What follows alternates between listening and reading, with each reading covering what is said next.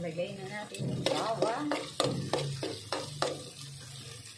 Then, ilagay naman natin yung sibuyas. Yan guys. Kanina nilagay natin mantika at saka baboy. Adjust natin yung heat. Masunog ang ating kabawangan at kasibuyasan. Baboy. So, ayun na rin guys. Sautay lang natin ang maigi. Para lumabas yung aroma.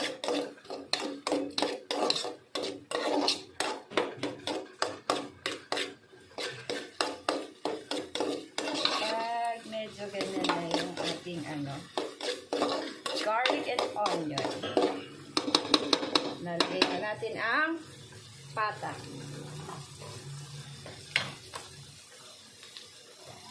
Okay. Nalagay na natin siya dyan. Mas maganda daw kasi kung natural siyang nilalaga, hindi siya pinipressure cooker. Yung dahan-dahan pinapalambot para lalong lumalabas yung katas ng Payboy. So, ayun nga guys. Haluin natin para manuot yung garlic and onion.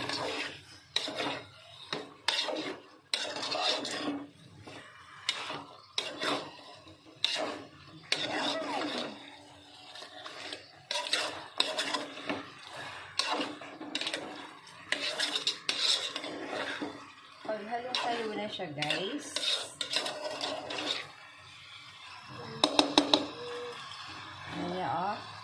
ayan halong-halo na siya. Minekos-mekos na natin.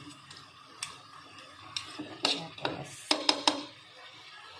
tatakpan muna natin siya para manuot yung katas ng sibuyas, bawang sa Payboy.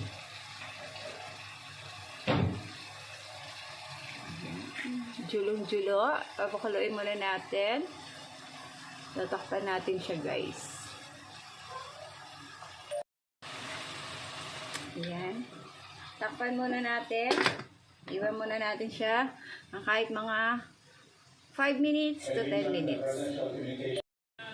So, ayan na guys. After ilang minutes, balikan na siya natin. Ang bango. Tapos medyo may katas-katas na siya doon. Katas ng Payboy, tsaka ng bawang sibuyas. Ngayon, mag-add na tayo ng paminta. Sabi nila, mas maraming paminta, mas malasa. Yan. Then, nalagay na natin ang bay leaves. Yan. Ayan guys. Tapos, haluin na natin. Para medyo mag-blend yung paminta. Saka bay leaves. Ayan guys.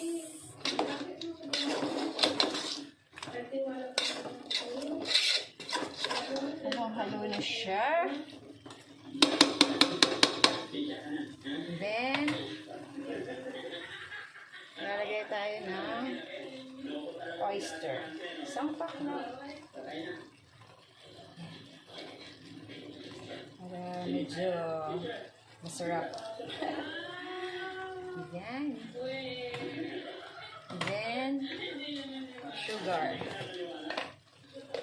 The sugar. Bahala na kayo mag-tansya. Kasi since kumba naman siya, mas masarap kung manamis-namis. Hindi yung nagtatalo yung matamis ng toyo at ng asukal. Ayan guys. Halo muna natin kasi susunod na natin yung toyo. Guys, 3/4 cups of toyo.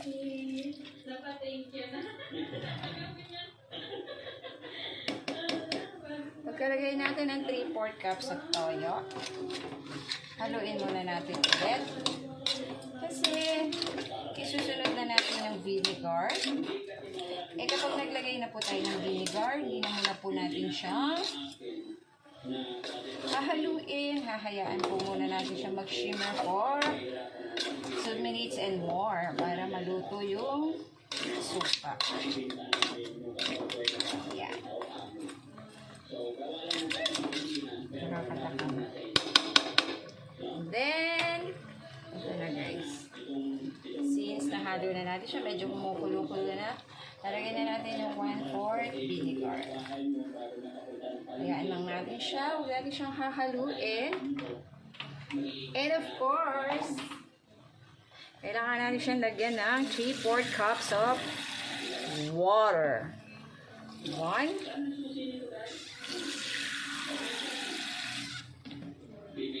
2, and 3. Kasi, kailangan natin siya ng ganun, papalambutin natin siya. So, ngayon guys, bawal siyang haluin, hayaan natin siyang kumulo, hintayin natin lumambot, tatakpan muna natin for a while. Yan, balikan na lang natin siya later on. So, ayan guys, after ilang minutes, check lang natin. Kumukulo. Hayaan lang natin siyang kumulo para mapalambot na ikip. Unti-unti yung baboy. Takpan ulit natin. See you later again. Alright guys, so ayan. Time to time, check natin. Since kanina pa yung kumukulo, siguro naman luto na yung suka.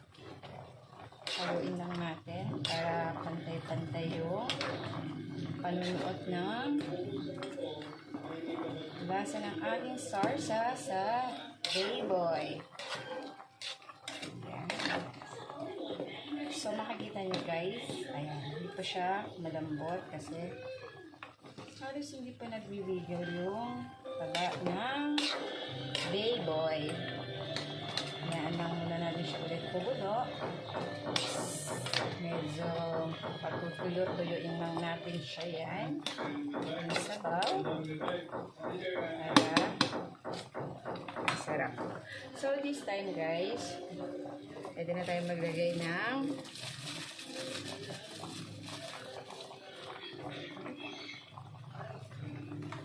bulaklak ng saging. Uy, pagkiron.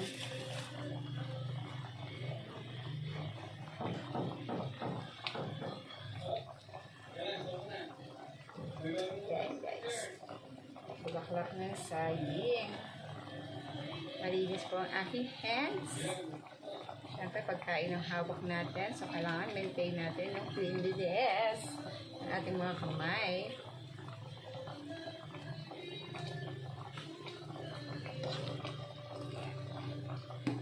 Huwag na natin masyadong damihan yung bulaklak ng saging kasi nga, di ko alam kung pwede pa yung. So, ayan guys, takpan na ulit natin. Time to time, i-check na lang natin kung malambot na siya. There you go. Agad ulit. Hi guys! So, ito na. After ilang minutes, check na ulit natin. Ayan, konti na lang yung sabaw niya. So, parang feeling pa naman, malambot na siya. Check natin.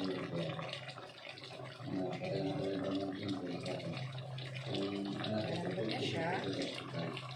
Parang naman kasi yung sobrang lambot, parang hihiwalay na siya sa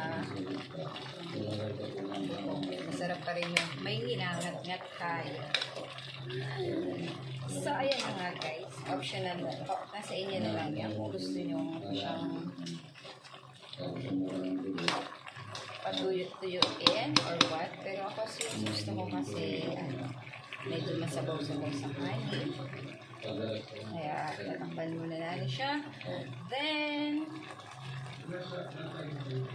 isa-serve na natin siya later on. That's for it. That's for now, guys. That's for it. Ano pa yan? That's for now, guys. See you on my next cooking show. Thank you so much for watching. Bye, guys.